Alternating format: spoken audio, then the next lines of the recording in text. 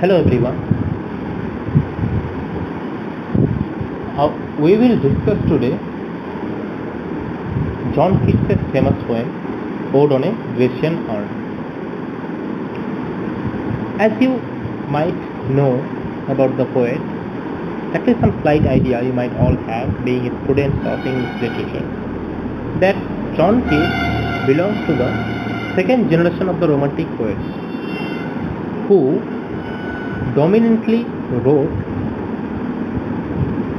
in the first 2 decades of the 19th century, and most of them died early, before they could even reach their 30s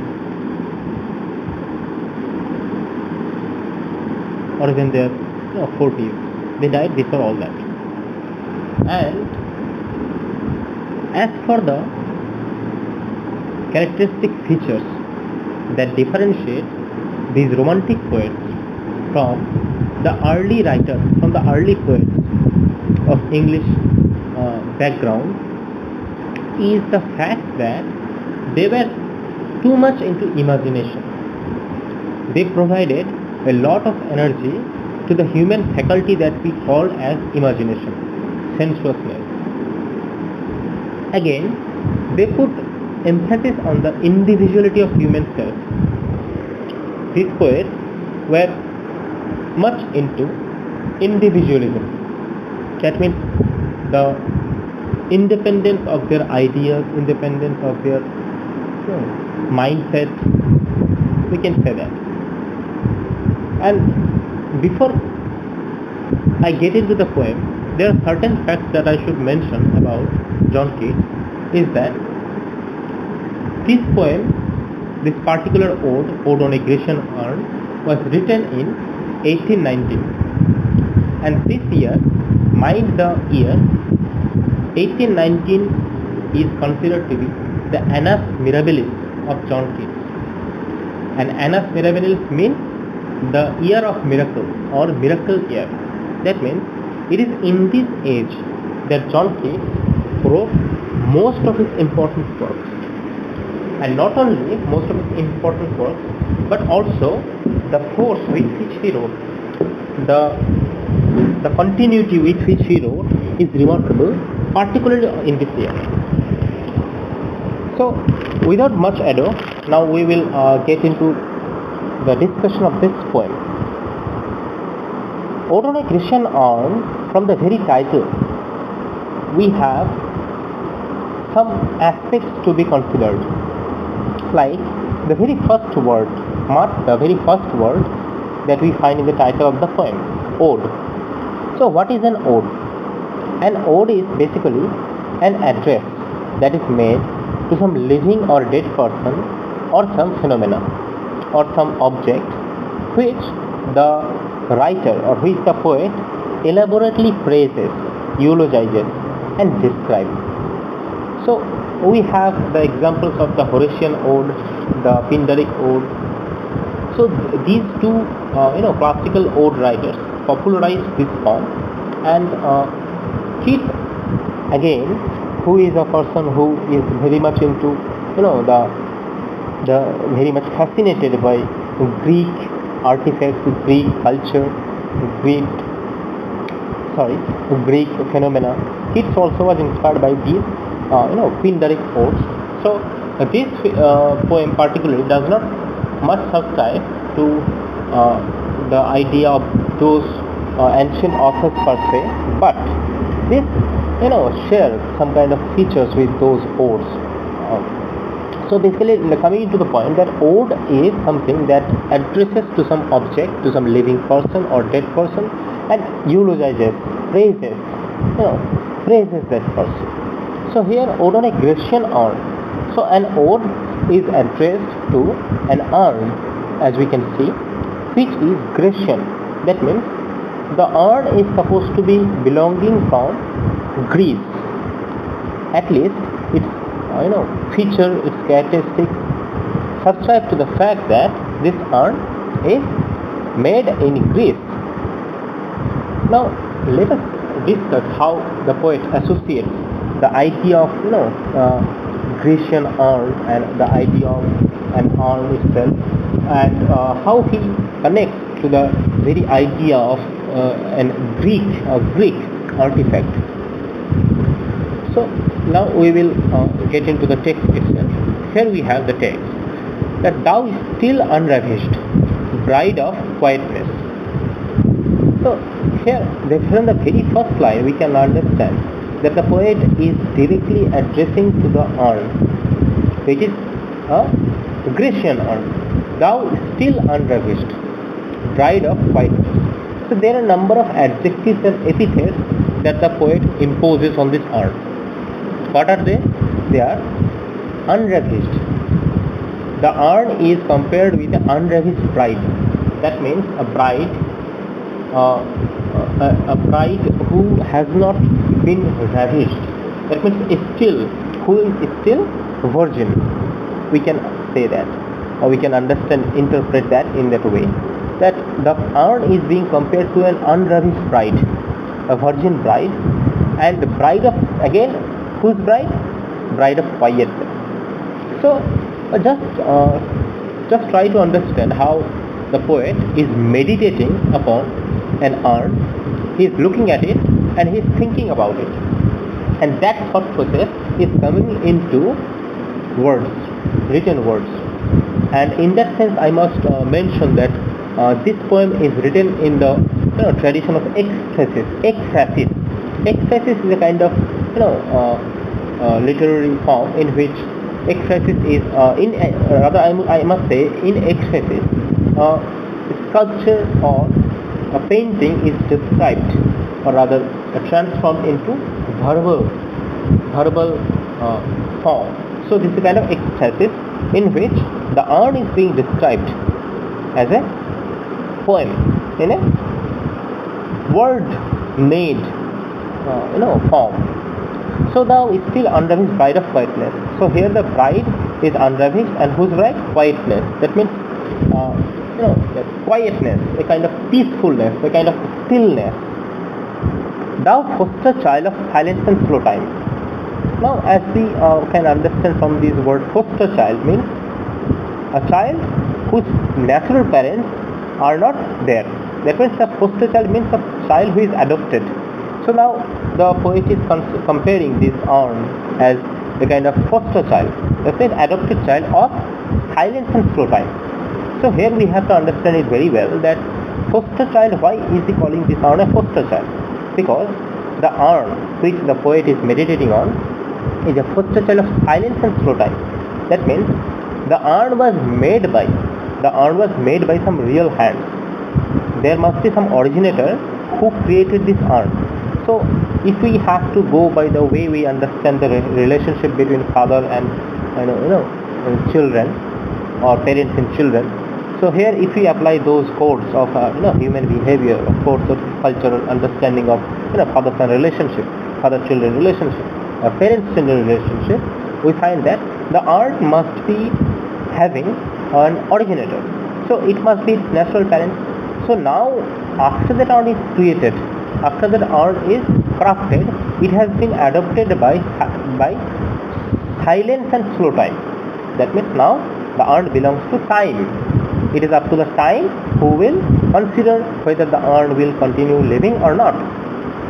Again, we should go back to and understand in a better way that unravished bride doesn't only refer to some with sexual innuendo. We should not consider it only through sexual imagery. Rather, unravished here can also be interpreted as unharmed. That means the urn that we are talking about is still intact. It is still not broken. Sylvan historian, who can thus express a fairy tale more sweetly than our rhyme? Now again, the poet is addressing the urn as a Sylvan historian. So who is an historian? A historian is a person who records the events, the phenomenon of past days. Sylvan means something pastoral. Sylvan means pastoral. A person is Sylvan when he lives in a forest or in a pastoral grounds. So Sylvan historian. The urn is being referred to as Sylvan historian. That means a pastoral historian, a historian who lives in the forest, who lives in the woods, who can just express. That means the art can express a flowery tale more sweetly than our rhyme. So the poet is comparing himself, or kind of those who write poetry or rhymes, that the urn is a better equipped. The urn is better equipped in expressing the historical facts, as if it can tell about the past days better, in a better tone than those of the poets and rhyme makers. What leaf-fringed legend haunts about thy ship? So what leaf-fringed legend haunts about thy ship? So here I will request you to have the imagination to conjure up the image, the picture of a urn before your eyes. Just for a moment, let us close our eyes and think about, imagine about. Through the power of our imagination, let's build up an urn before our eyes, and let's draw some imageries on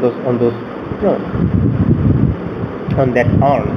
So leaf-fringed legend, leaf-fringed, that means just like happens in a frame, in a picture frame, as you might see that there are picture frames, maybe in your houses. You will find that some picture frames that are often hung on the wall. You will find that those frames of those pictures are often decorated with some imageries. Or even you can take the example of the way tiles are used in houses, in a wall, and the tiles that run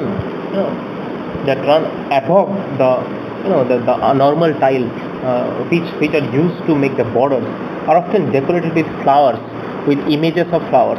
So similarly here we can imagine the urn having kind of a leaf-fringed legend. Leaf-fringed, that means designs, decorations made with leaves of trees around the shape of that urn. Legend haunts about the shape. Now legend means stories. Basically legend means stories.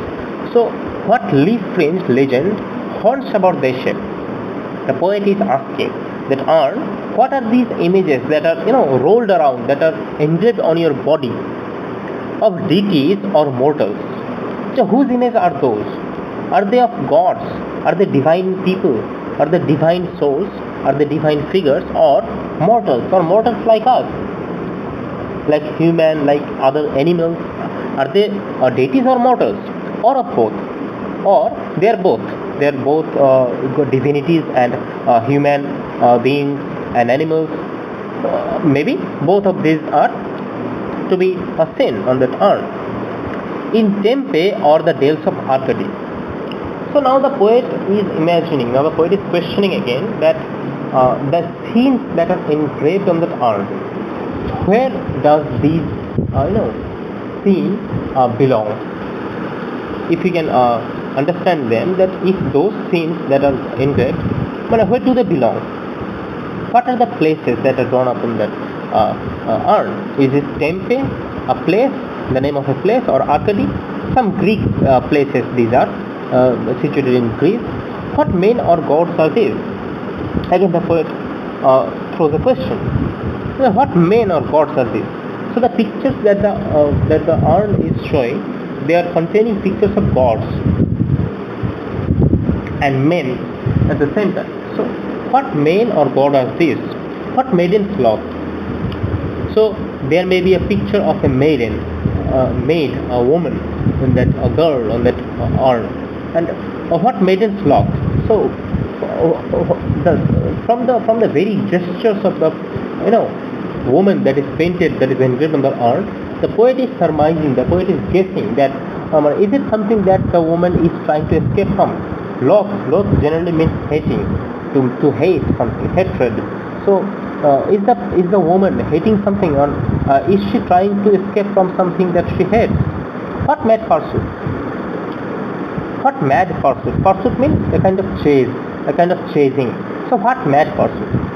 So some kind of chasing, some kind of pursuit is being depicted on that urn. That the poet is trying to capture. What is trying to escape? And again somebody is chasing and somebody is trying to escape. As we have seen in the first in the preceding line.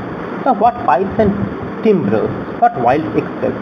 Now, the poet is again finding images of people piping, of people playing various musical instruments. So, what are these for? What all these actions are for? What wild excess? That means, what kind of wild excess is there? So, as we can see that the first stanza contains a series of questions that the poet put before the urn. He is trying to understand that what are these images of people? Are they human? Are they divine?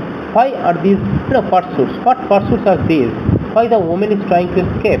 What, or rather, what is the woman trying to save herself from? What musical instruments are these?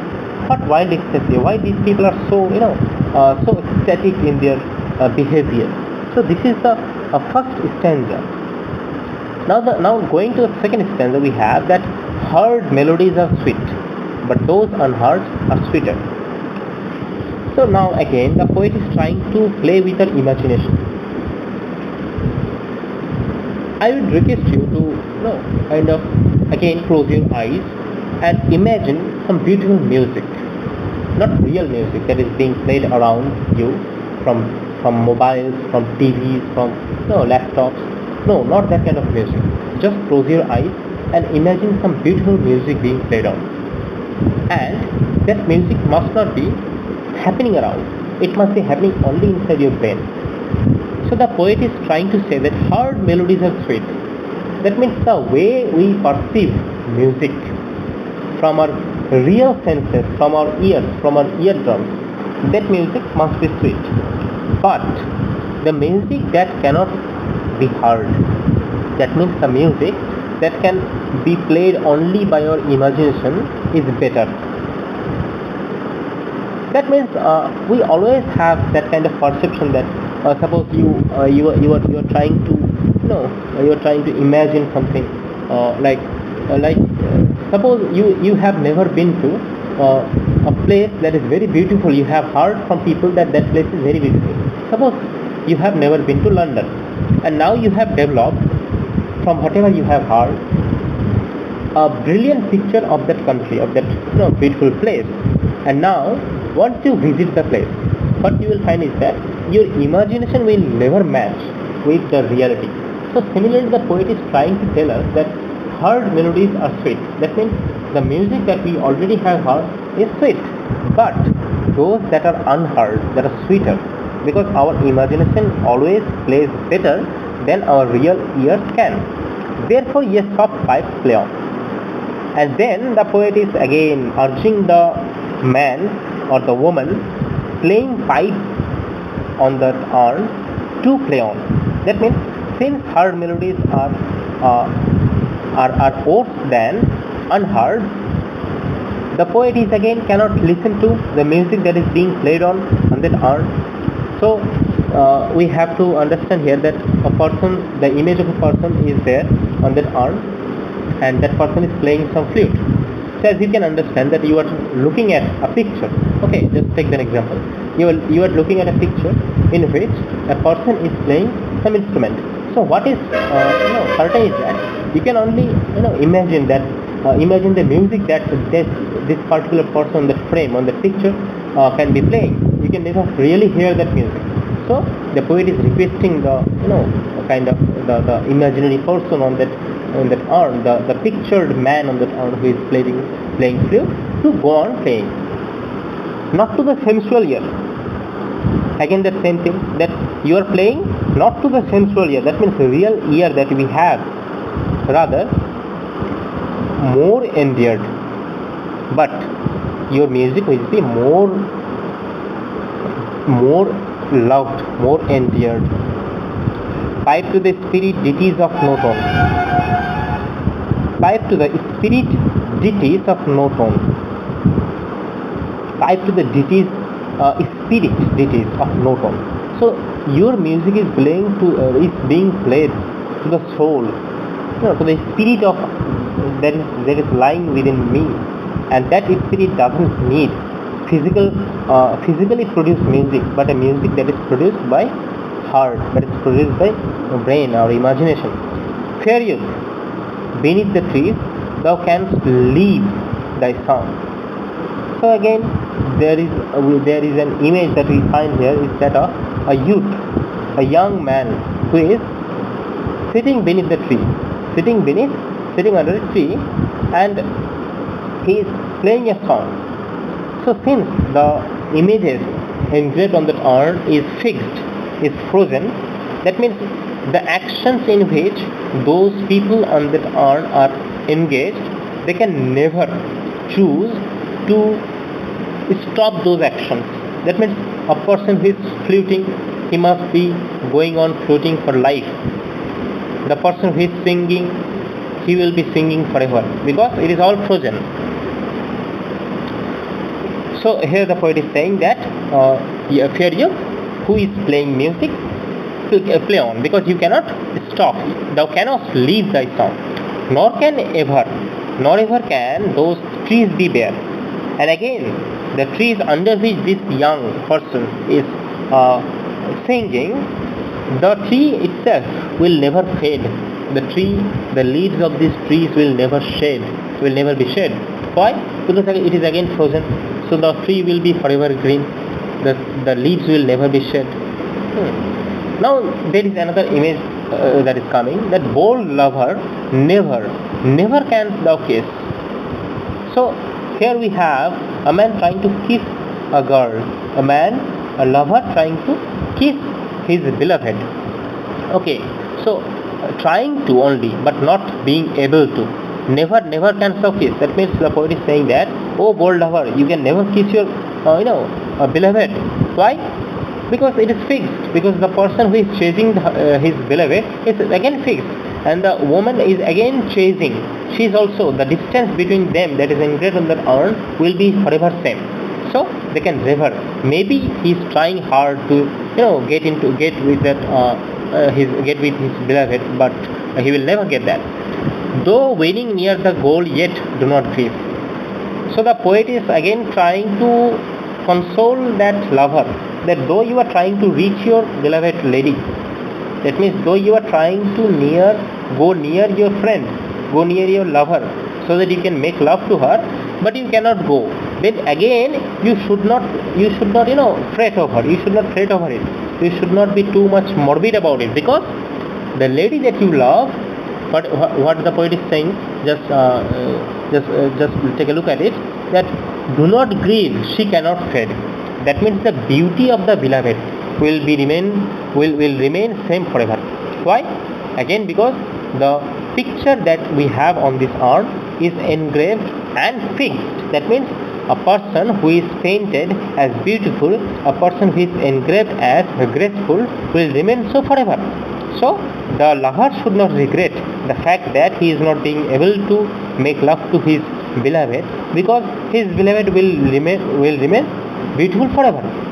So here we can refer to the idea of carpe diem, the poems that written in the tradition in carpe diem. That means the lover is trying to convince his beloved that if you are not allowing me to make love to you, if you are not allowing me to love you better, then what will happen? That then you will grow old, I will grow old, and we both will eventually die. So this is the tradition in which the writers who subscribe to the carpe diem theory, they wrote. But here we have a U-turn. We have a kind of subversion to that idea. That means here the poet is telling that lover, oh lover, you should not fret, because your beloved will never grow old. So your love for him, your love for her will remain same, and so will remain your beloved lady. Though thou hast not thy bliss. So though you are not having your bliss, that means you are not having the chance to get her, to get intimate with her, again she cannot fade, she will remain same. Forever wilt thou love, and she be fair. So forever wilt thou love, and she be fair. And why is that?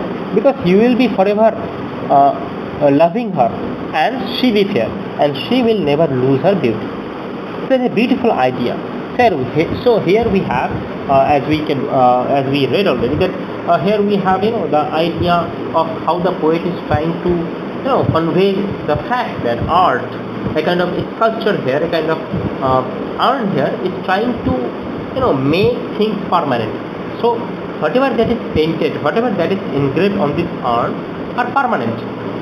They are not subject to death, they are not subject to decay, they are not subject to to be seized as we are. So here there is there is a person who is playing flute, who will be playing forever. A person who is singing, he will be singing forever. Then we have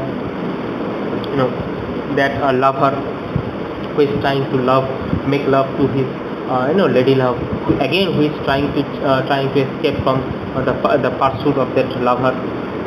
These all things will go on. These all things are fixed. Nothing will be marred by time. Now let's go to the third stanza.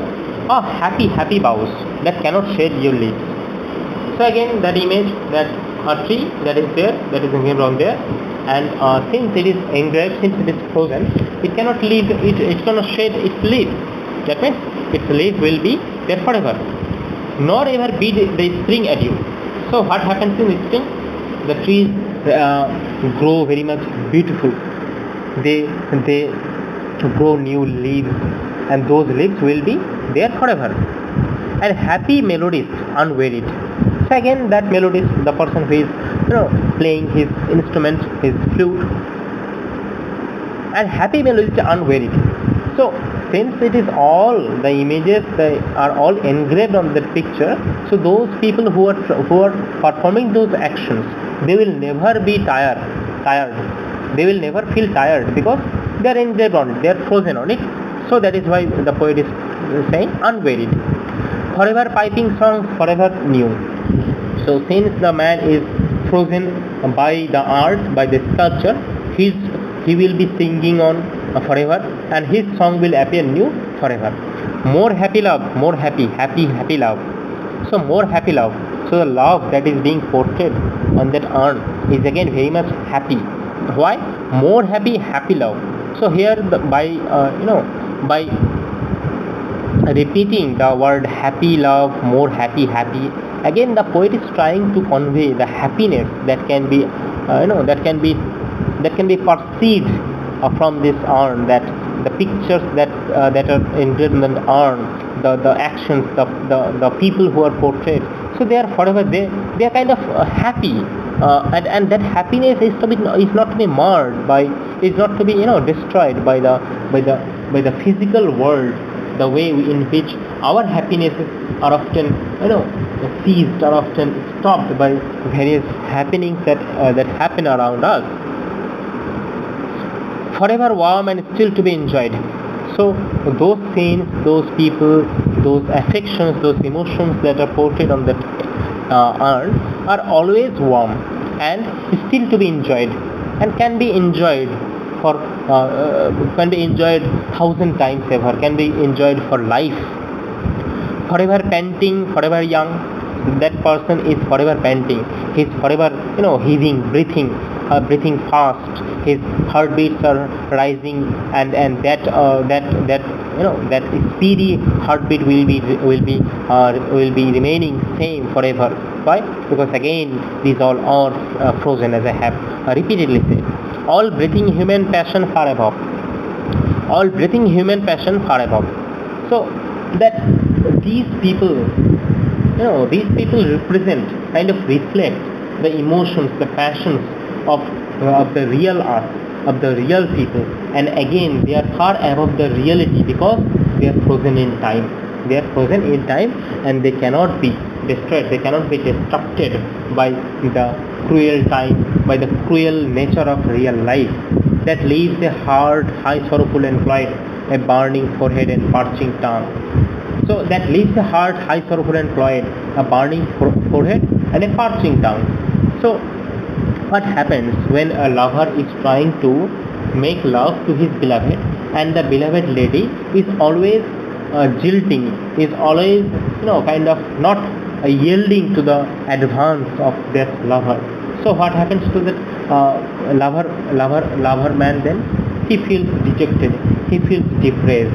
So here we have that a burning forehead and parching tongue. That means the person who might be chasing his beloved lady, he will feel terrible forever. But again, the poet has tried to console him in the preceding sections.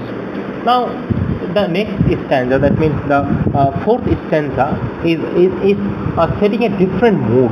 If we go through the fourth stanza, we will find something different. The images here are a bit different. So, who are these coming to sacrifice? Here the poet is asking another question. That is, who are these coming to the sacrifice? So here we have a kind of sacrificial place. Sacrifice means in various religions we have the tradition to sacrifice something that belongs to us for the appeasement, for the appreciation of God, for kind of appeasing gods and goddesses. So who are these coming to sacrifice? So the image that is engraved on that urn is also showing some people who are coming to sacrifice. So that is why the poet is asking, who are these people? Who are these men? To what green altar? Oh mysterious beast.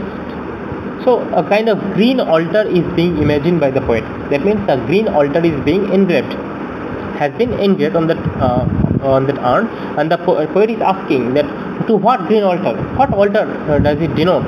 Oh mysterious beast, leadest thou that heifer lowing at the skies.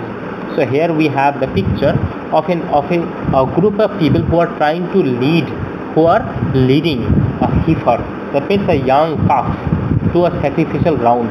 So from this image we can understand that the heifer is being led to the sacrificial ground to be sacrificed. No, and that heifer is again lowing at the skies. So the image, let's imagine the picture that a group of people is leading a heifer, a priest included in that group, and the heifer is trying to low. The heifer is lowing at the skies. It is looking above the sky. It is looking above on the sky and kind of lowing. All her silken flanks with garland dressed, and the sacrificial beast is kind of decorated with garlands. Its neck is covered with some garlands. What little town by the river or seashore or mountain built with peaceful citadel is emptied of this fog, this pious morn? So the poet is imagining that these people who are coming to this sacrificial ground, they must be belonging somewhere, and no matter what the place is, when they all came to the sacrificial ground, so all those places, the villages, the towns, the seashore, from wherever they have come, those places have become empty of people, because all of them have come to this sacrificial ground. So he is again imagining the place from where these people have come. And little town, thy streets forevermore will silent be. So just now, take the range. Just now, try to understand the range of the poet here. That means he is not only imagining, he is not only looking at these people and trying to imagine the action, rather he is also going to the background of these people who are engraved on this urn. Like this group of people who are going to the sacrificial ground, the poet is not interested only in the group of people or the altar where they are going or the heifer that they are leading to the sacrificial ground, but also their background. That means the place from where these people have come, he is going back to that background. And again, whatever he is thinking is that since these people are engraved here, so the place they belong to must be empty forever, because again the engraving are fixed, the images are frozen. So that is why will silent be. So the places, the regions, the villages from where these people have come will forever remain silent, because there will be no people to make sound, noise there, and not a soul to tell why thou art desolate can ever return. And not a soul to tell why thou art desolate can ever return. And not a soul, and nobody is there, and no one is willing, no one is going to be there.